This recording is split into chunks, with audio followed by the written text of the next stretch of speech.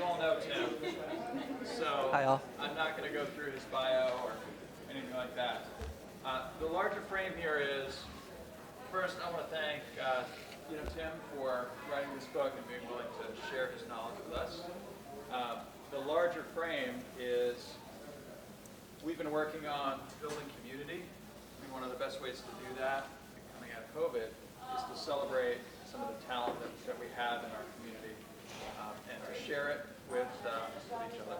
So that's part of what we're doing here, but also just to celebrate this really great moment for Tim. I actually remember when I met Tim, he was coming in to apply for a substitute position.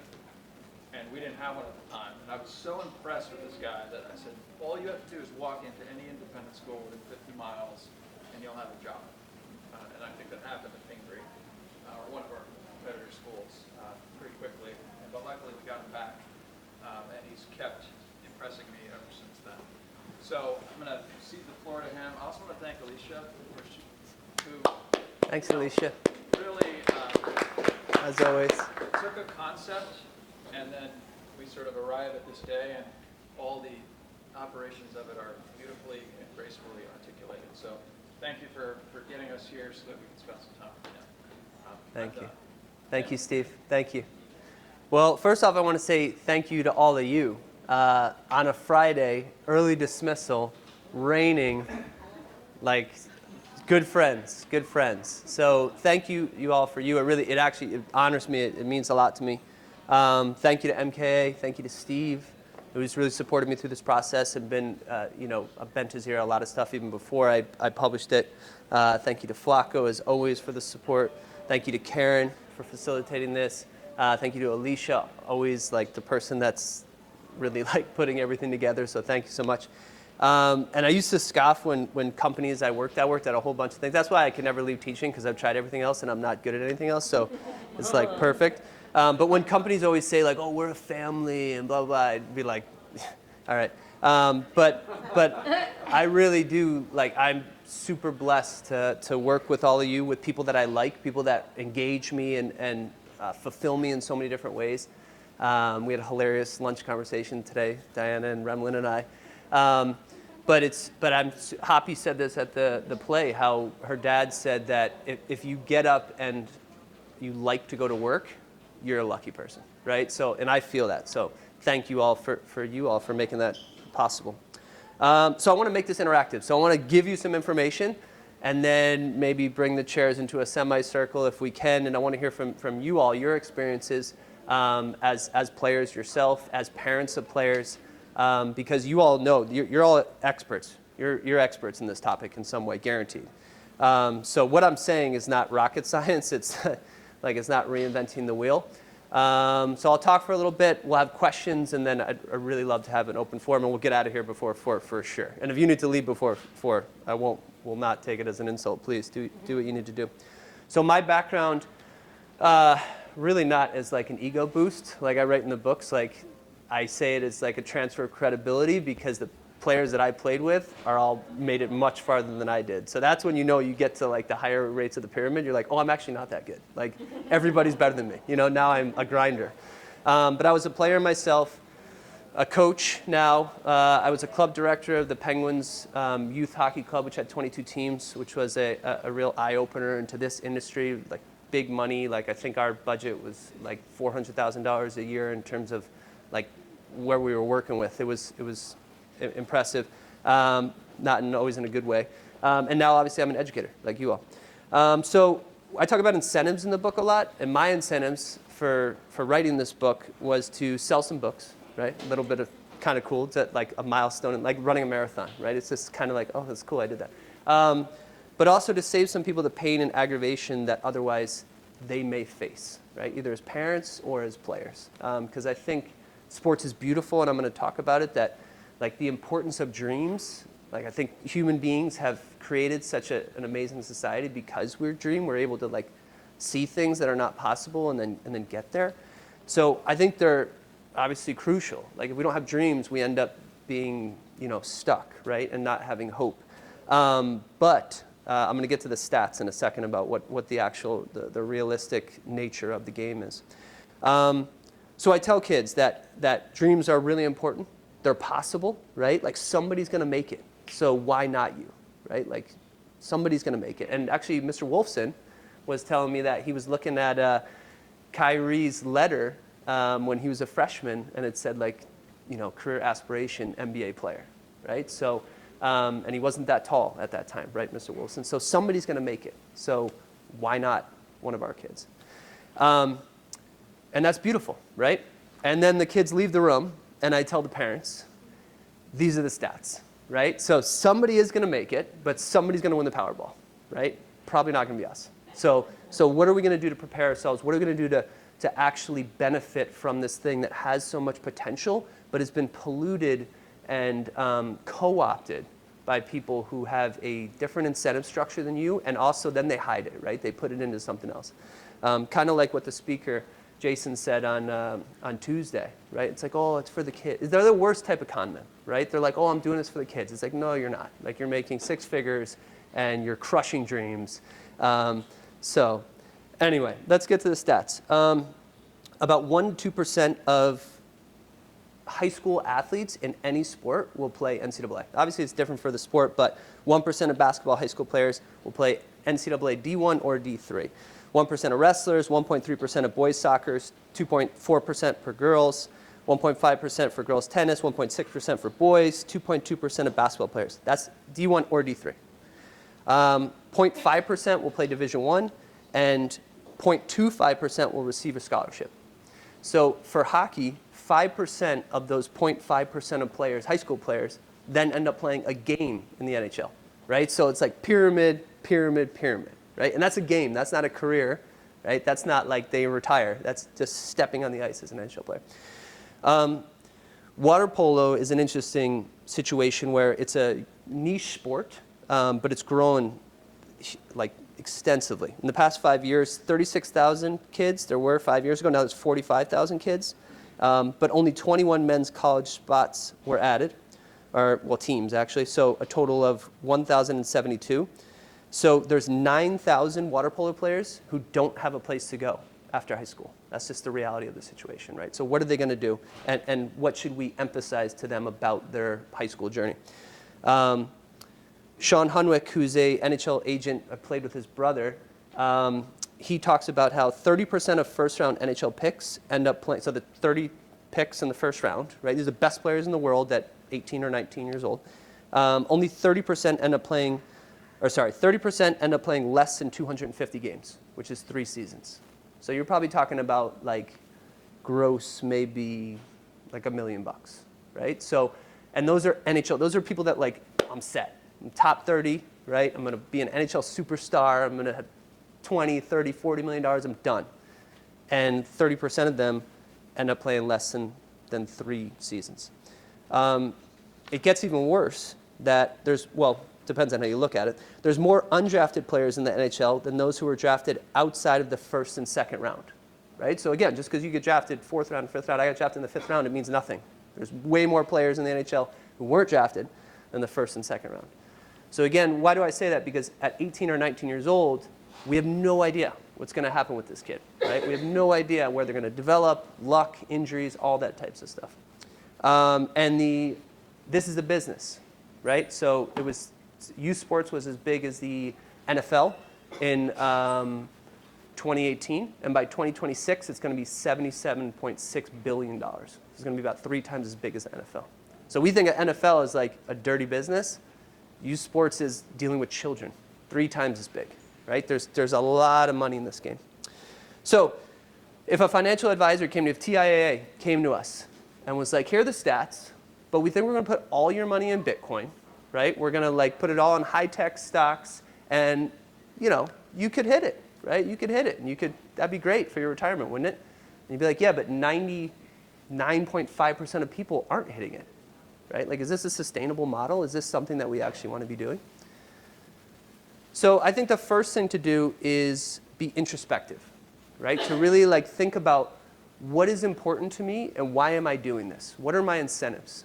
And the answers are inside of all of us, right? But we all suffer from imposter syndrome. We're like, oh, I don't know, I'm only this, I don't know, and let me go talk to this person. They look like they know what they're doing.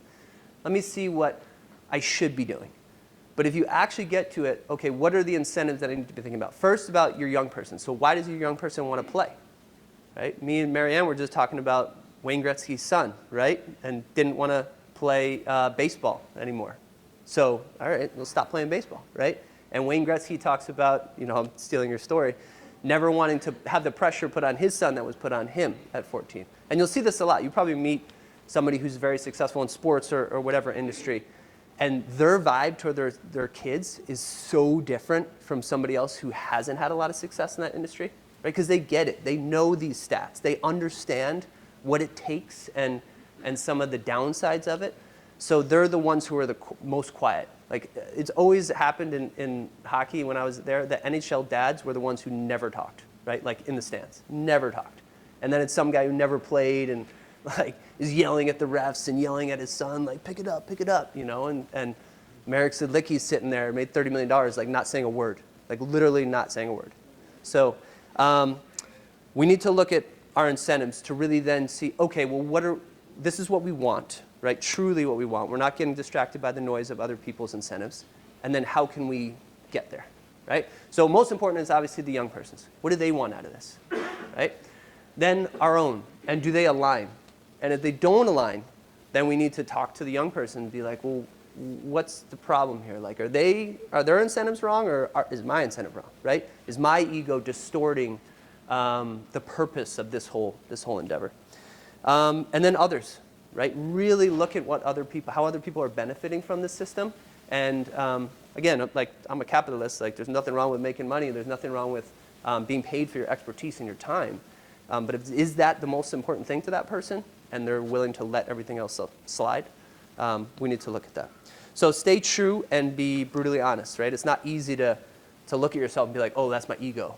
Like, ooh, that hurts. That's why I get caught up all the time. My wife just called me out. I can't remember who I was telling at lunch, but my wife, like, crushed my world as we were watching a player, and he's a really good player.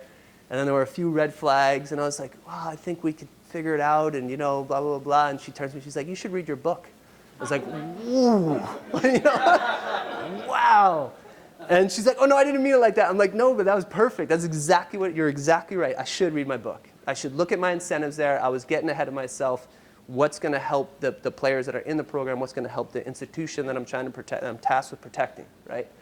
So let's get into the costs, all right? So there's a lot of costs that can come with anything. And so it's not that these are, like, you should preclude from doing something because there's costs, but do the benefits outweigh the costs, right? So we've got financial costs. Youth hockey, which is obviously what I'm most familiar with, it can cost up to $300,000 for a 14-year period from 4 to 18. All right, so $300,000. So even if you are in that 0.25% that gets a scholarship, right? You've broken even, right? If that's your only thing, if it's to get a college scholarship, put the money in a 529 and, like, call it a day, right? And, like, have your weekends. But if your incentives are, no, I want my player to play a game that they love. I want them to learn teamwork. I want them to develop grit. I want them to have a great time. Then, all right, we spend our money on everything. We're like, why not spend it on this? So, but if we know that, then we go in with our eyes open and we're doing things for the right reasons. In 2008, the average college athletic scholarship was $10,000. So even when people are like, oh, I got a ride, you're like, well, what kind of ride, right? Because you got a full ride, then yeah, that's a lot of money. If you got a partial, then good. But, like, you can get scholarships for a lot of different reasons, right? You don't have to grind in this unless it's what you want to do.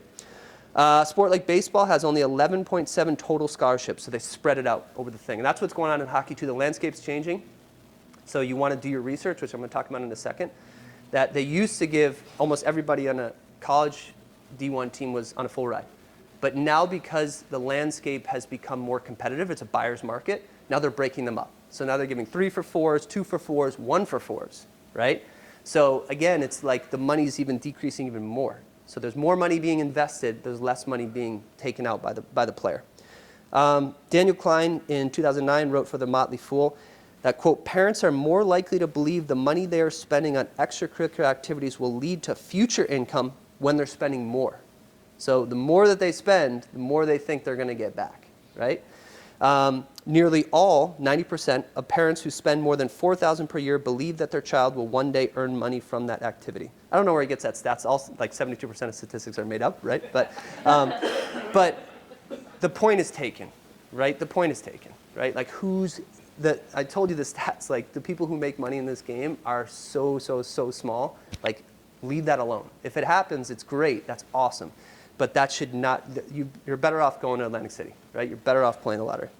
And then, shockingly, 50% of pediatric sports injuries are from overuse, right? So kids are not ready at 10 years old to be pitching, 60 games in a row, right, in a summer, or playing one sport over and over, repetitive. It leads to injuries.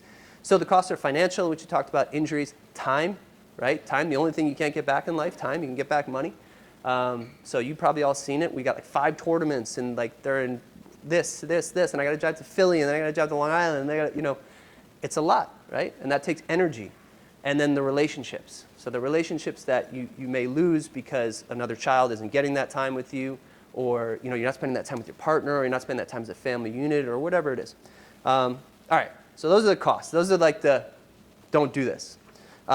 But there's obviously some benefits, right? Like sports has given me everything I have. Literally everything I have in this life is due to athletics. Like, give me an education. I wouldn't be here if I didn't get that education. I wouldn't have been able to meet all these amazing people, and I feel like it made me who the person I am. I met my wife. Like, it gave me everything.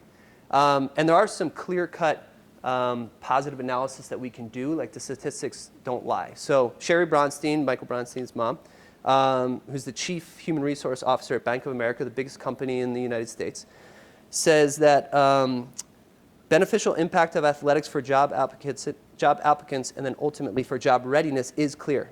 In my experience, athletes have a combination of resiliency, right, which is the most important thing I think we all know as educators, like grit, right?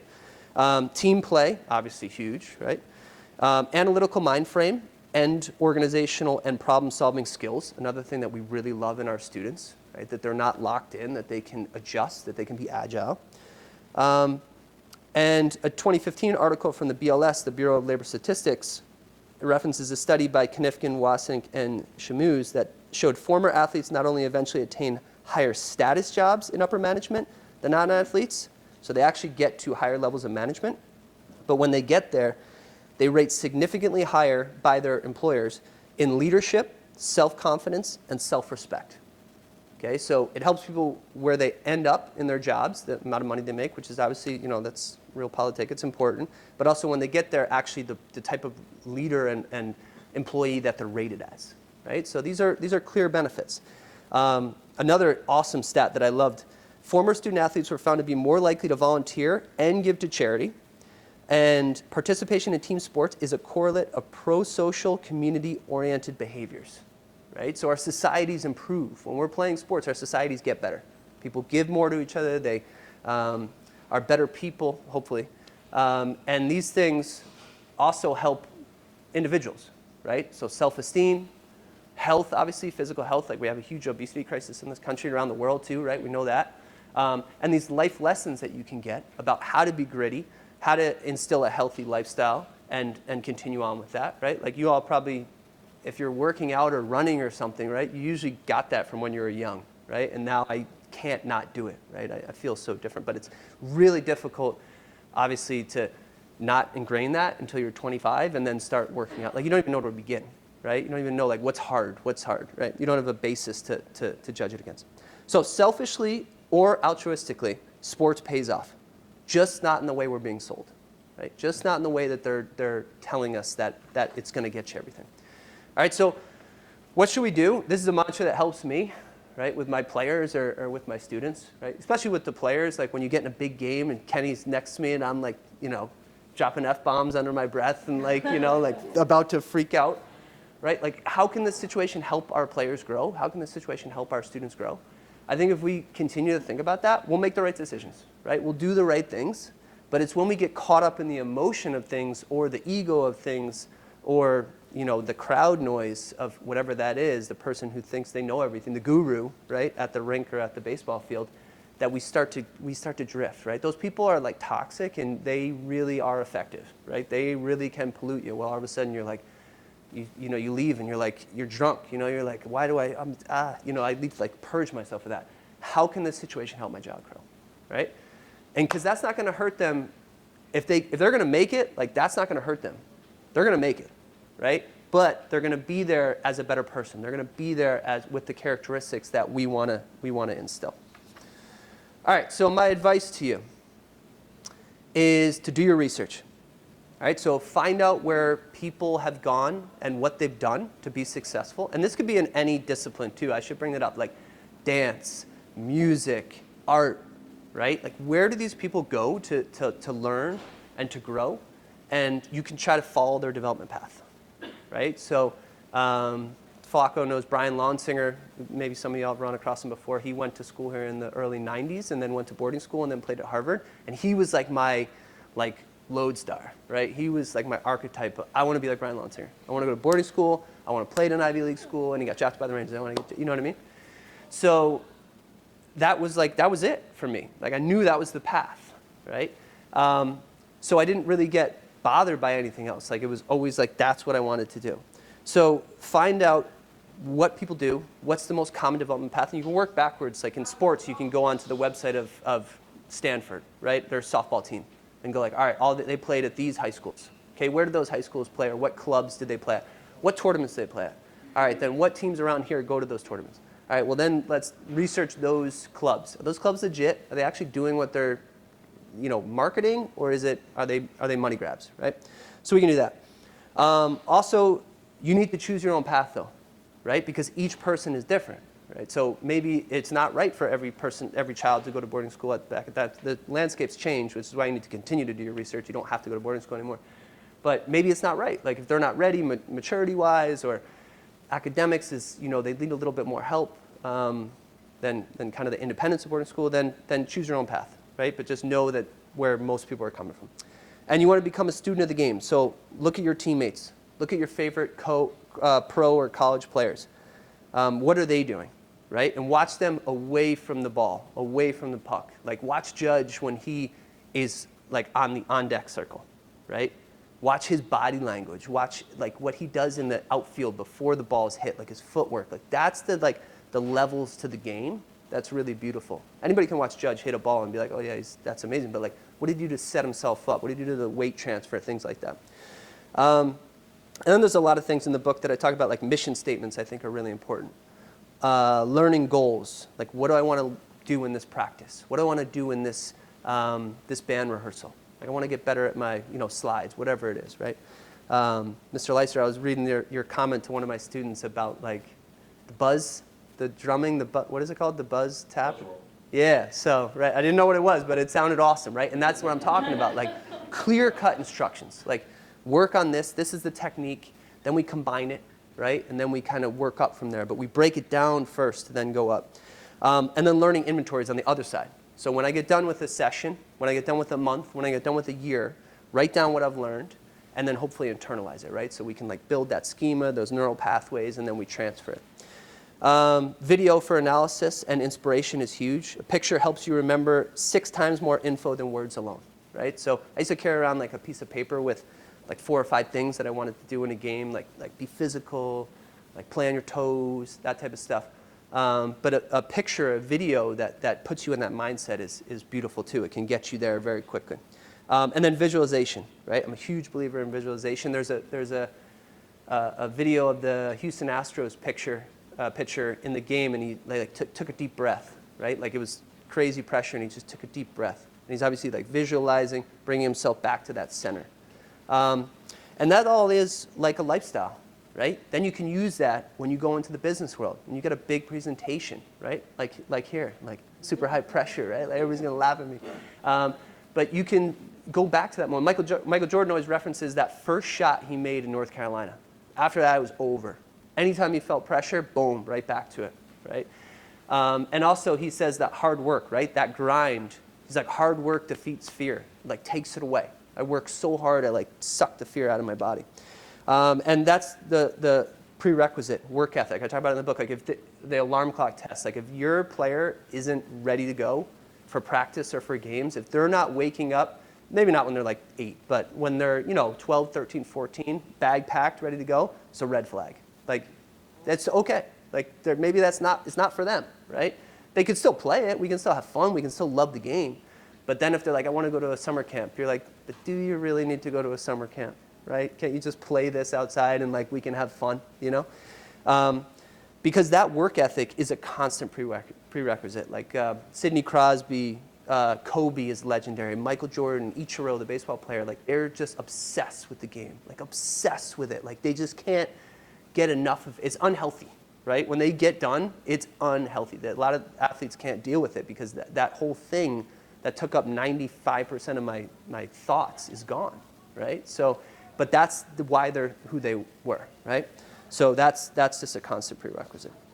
The book, you have it with you, so I don't need to go through it. 49 chapters across 11 sections.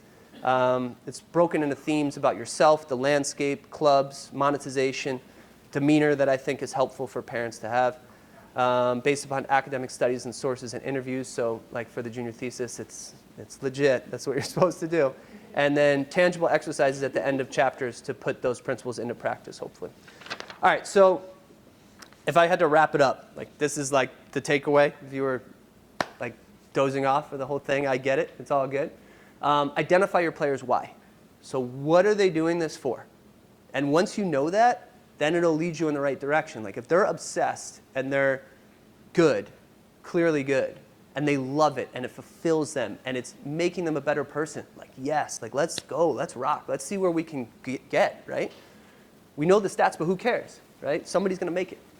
However, set the boundaries, right? You're going to be a good person. You're never going to yell at the ref or your teammate, right? I talk about it in the book one time. Did I throw my bat? I did something in Little League, and I sat down, and my mom picked me up by the ear, and it was like, I don't know how she picked me up that fast, but I was in the alcove. The only one more surprised me than was my coach. And he was like, can you play? I was like, you got to talk to my mom, But I never forget that. I never forgot that. I can remember that like it was yesterday. So that, like, I never threw my bat again. You know what I mean? The boundaries were clear, like not acceptable. You can use commitment pledges and mission statements with your kids. So here's what we commit to. You're going to show up. You're going to work hard every practice. You're going to be a good person. You're never going to be negative. And if you do that, like, I will do my side. I will drive you there. I will support you. I will always be positive, right? What are we doing this for? Our mission statement. ID the teachable moments. So there's going to be so much. That's the best thing about sports and about dance or music or whatever. Like, the teachable moments are so clear that it's like wrong and right. It's like that is wrong. That dad that's yelling at the ref when they get off the ice, that's wrong. So that's boom. Like the kid gets that, right? Encourage athleticism.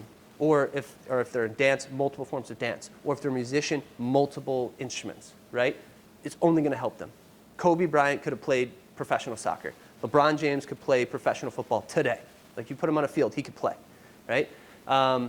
Hockey players are good at like multiple sports, but golfers, professional golfers. Sidney Crosby could be a professional golfer. Like they're just good athletes.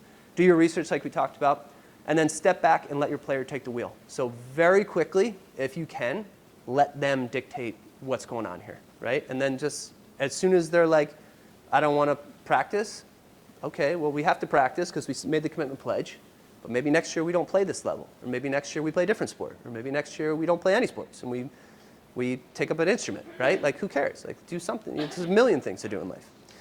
And that's all I got. I have a couple asks. Reviews are much appreciated. So, as I said before, I love my colleagues. You're great. You're such nice people on a Friday. Take some more grapes. But reviews on Amazon are much appreciated and really helpful. Karen has done, and Edie have done an awesome job with the wellness groups, and that's one thing we talked about. Like, if you get over 20 reviews on Amazon, it like triggers an algorithm or something. So I'm at 23, so that's great. But more are always good. And if you have any other connections to interest groups, always love to talk and like try to get the book out there. And as Steve told me originally when I was talking about writing a book, he's like, you're not going to make $1 million writing a book. But it's good to get the message out there. Like if you think it's important, like get it out. So that's why I'm appreciative for this time and always looking to speak more. So I want to open it up to questions and or personal stories or let's turn it interactive. Is it possible we have a mic that we pass around so we can actually record the Ooh. Ooh. Yes, MKTV. I should have thanked MKTV, my advisee, Elliot. Thank you. Thank you all so much. Appreciate it. Thank you. What do we got? Anybody? Kenny? I'll start.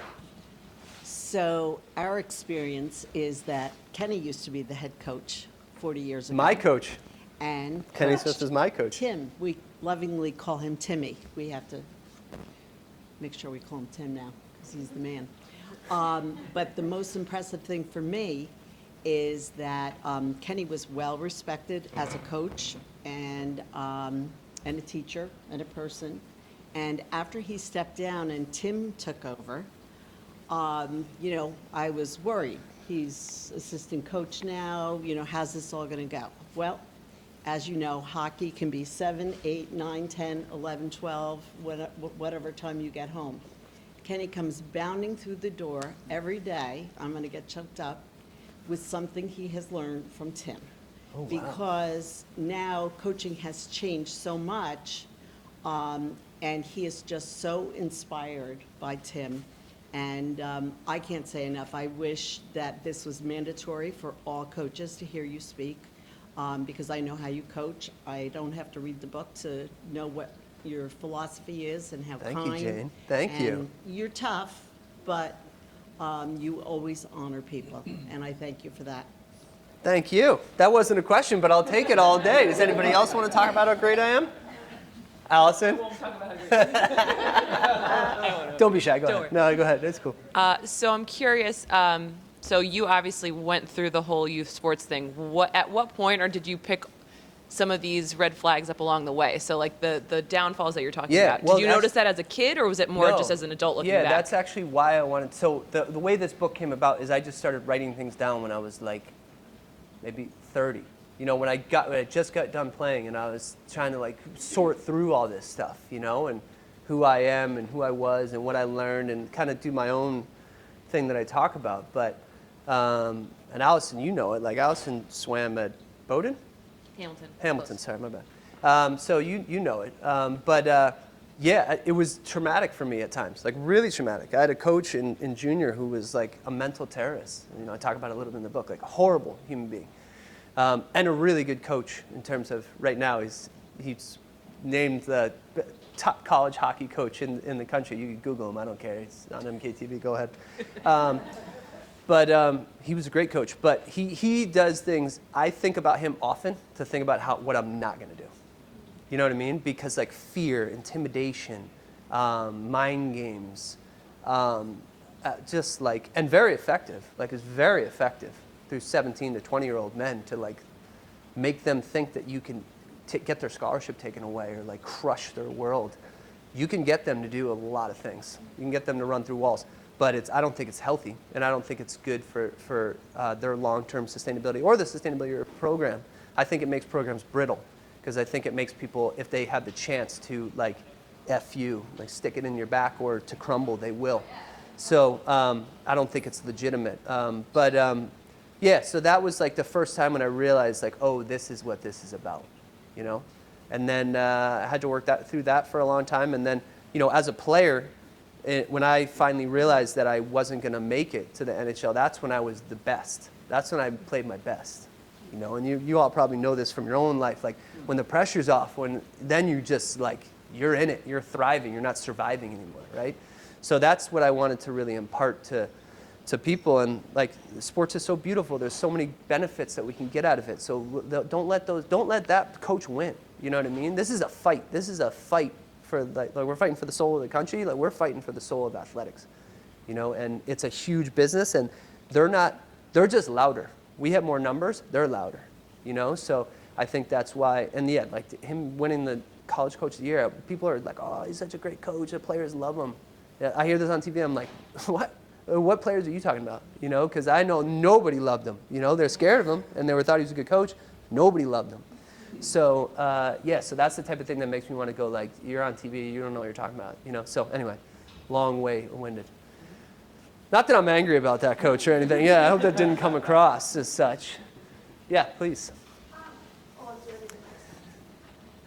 Hey, I didn't even know you were in here. And I mentioned I Brian. snuck in. I swear to God, I didn't even Coming know. from Brookside, so I was a little late. Yeah. Everybody knows Faye, right? Yeah, exactly. And Faye, you played. Where'd you play? At, I played lacrosse at Georgetown. yeah. So. But You know the game. the hockey thing I'm so interested by because the model's like changed. You were talking about the boarding school route, and now it's more this like what's what they call that, like when you go and you live with a family and Yeah, you play juniors, like 80 yeah. juniors, Yeah, right? yep. So when the model changes, you're sort of a prisoner to the new model, whether you like it or not. Or do you find you can still, get success the way that works best for you? Do you know what I'm saying? Like if Yeah.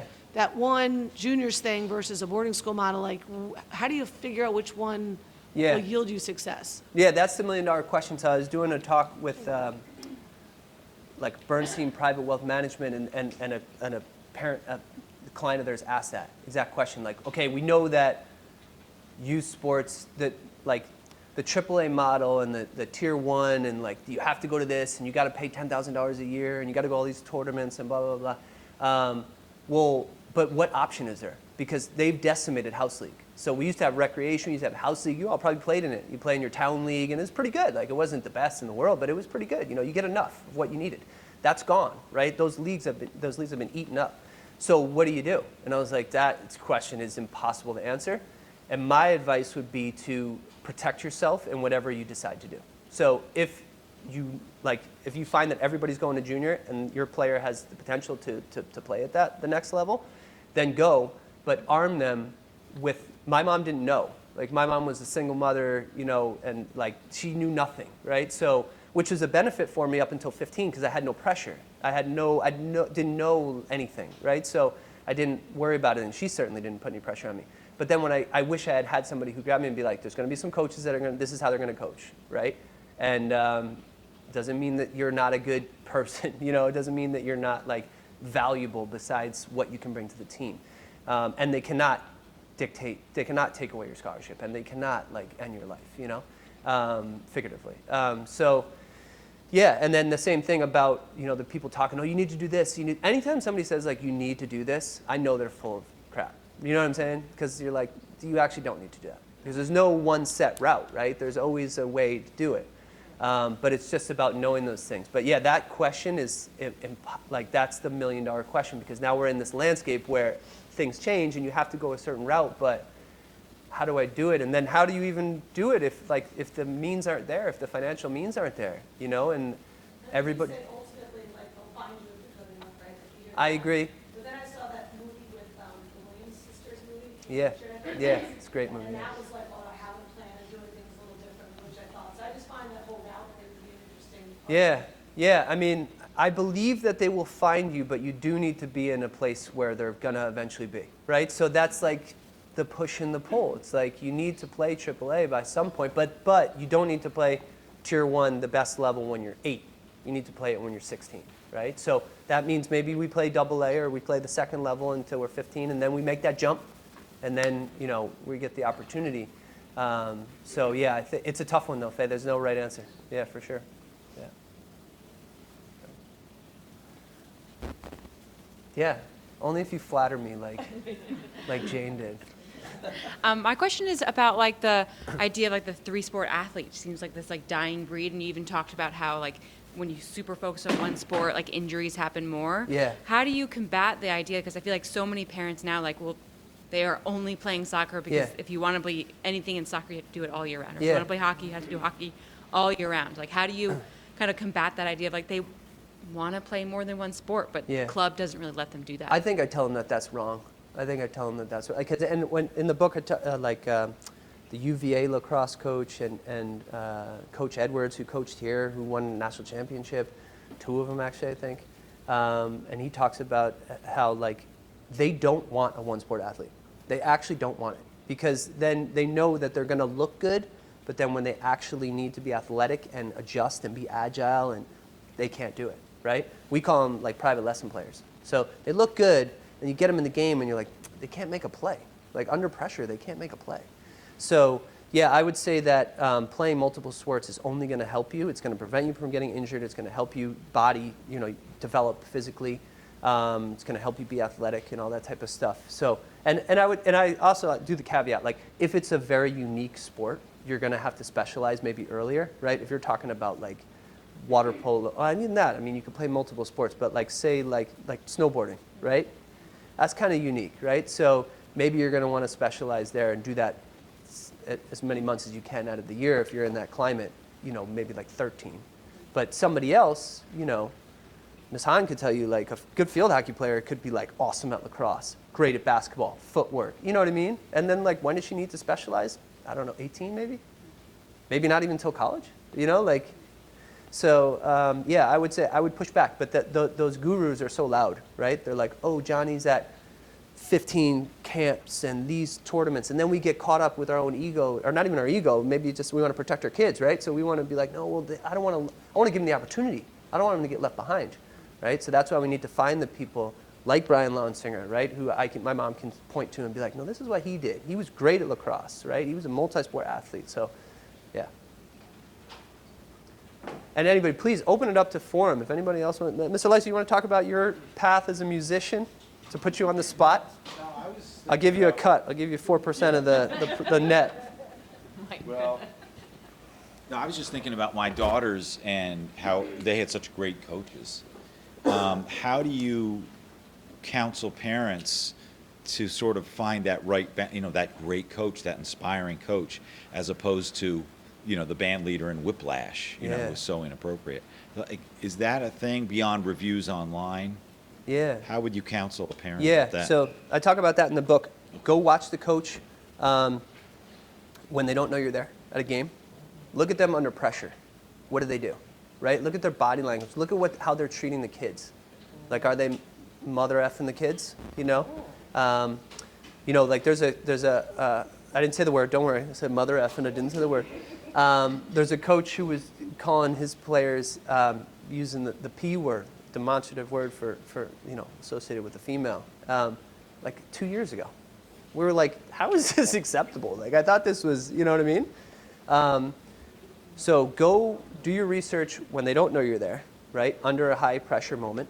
Ask multiple people who are objective if you can find them, because everybody's going to have their own relationship with the coach. So like, you don't want to rely on one person who had a bad experience for whatever reason, or with a teacher, or with a conductor. Like, these things happen, but multiple people. And when we see a pattern, right, that's when we're like, no. So that's, I think, a really good point, that the level is much less important, in my opinion, than the coach.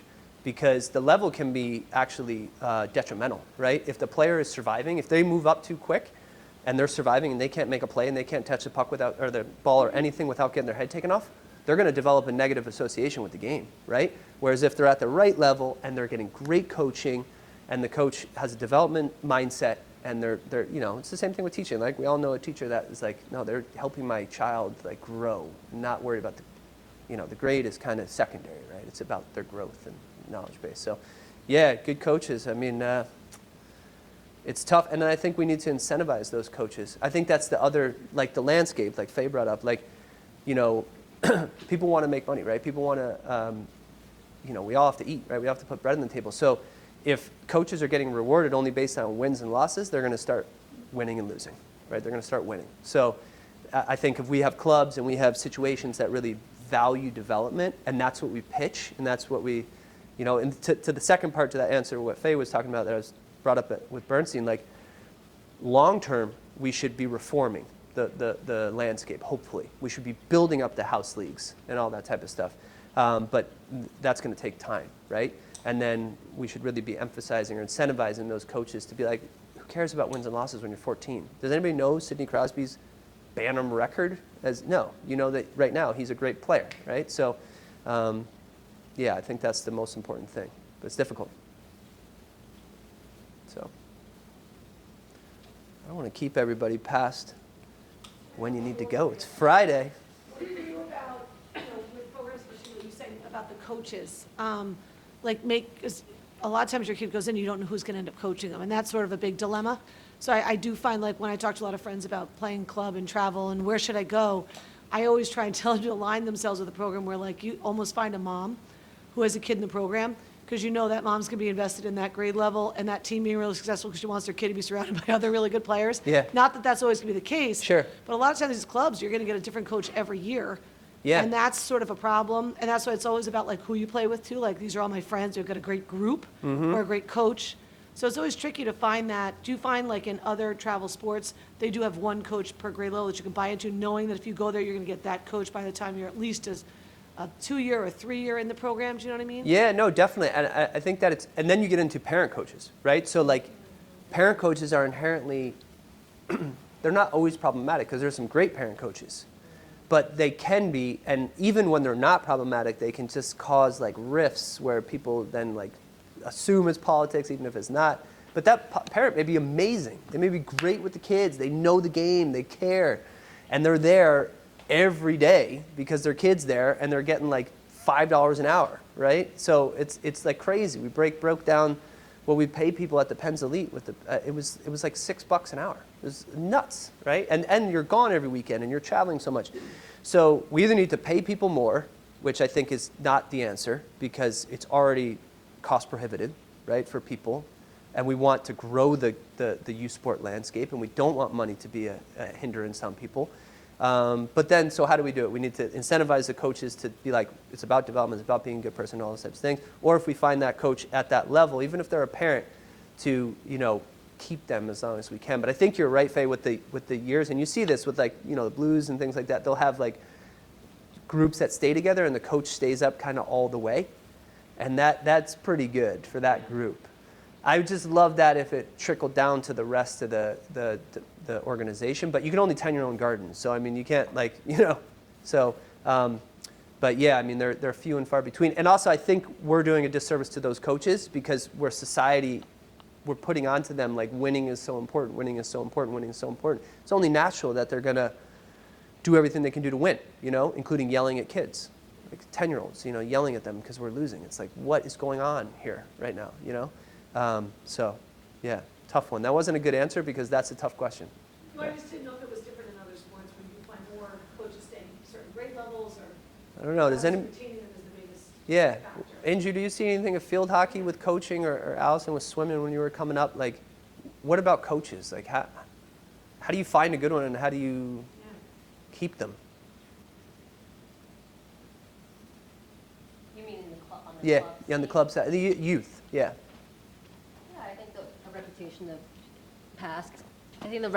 of past players, both at our school and other schools in the area, like where there's athletes have gone. I think if you're playing club, you have aspirations to go play at the next level, right? I think that is most, in my experience, most athletes like goal when they start to play club and start to play year round. So that club's coaches' relationship with college coaches, I think, is always, and their counseling with the family and player during the whole college process and the reputation that they have in that realm, I think, is important.